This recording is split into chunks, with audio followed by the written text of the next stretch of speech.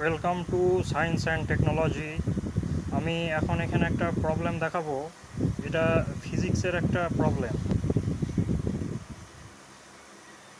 প্রবলেমটা হচ্ছে যে to a cyclist moving at 5 metre per second to be falling vertically at a velocity 5 metre per second. ধরুন কেউ cycle চালিয়ে সামনের দিকে যাচ্ছে 5 মিটার পার সেকেন্ড স্পিডে, আর বৃষ্টি পড়ছে 5 মিটার পার সেকেন্ড স্পিডে। বৃষ্টির স্পিড হচ্ছে 5 মিটার পার সেকেন্ড আর সাইকেল চালিয়ে যাচ্ছে 5 মিটার পার সেকেন্ড সামনের দিকে। তাহলে এখানে বার করতে হবে find the actual velocity of rain in magnitude as well as in direction.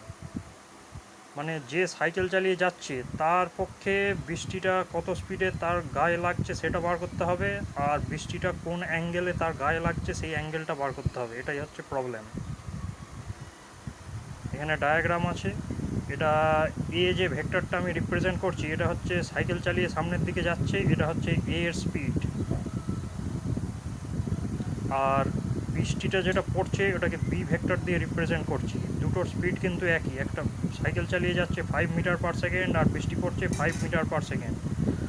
আর যেটা বার করতে দিয়েছে এখানে সেটা হচ্ছে যে সি রেজাল্টেন্ট ভেক্টরটা বার করতে হবে, মানে যে সাইকেল চালিয়ে যাচ্ছে তার গায়ে কত অ্যাঙ্গেলে বৃষ্টিটা লাগছে আর কত স্পিডে বৃষ্টিটা লাগছে সেইটা বার করতে হবে, সিটা।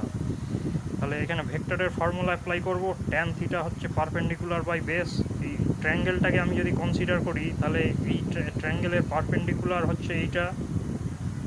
আমি যদি এটাকে নাম দিই জি, আর এই পজিশানটাকে এফ নাম দিই, তাহলে জি এফ বি, এই ট্রায়াঙ্গেলটার মধ্যে এফ বিটা হচ্ছে পারপেন্ডিকুলার আর জি বিটা হচ্ছে বেস।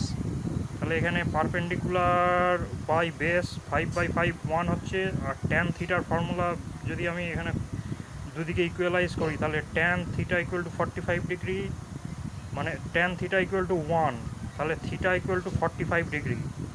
এটা থিটার ভ্যালুটা বেরোলো, মানে এই অ্যাঙ্গেলটা বেরোলো, বৃষ্টির ফোঁটাটা কত অ্যাঙ্গেলে সাইক্লিস্টের গায়ে লাগছে এই অ্যাঙ্গেলটা বেরোলো। এবার এর স্পিডটা বার করতে হবে।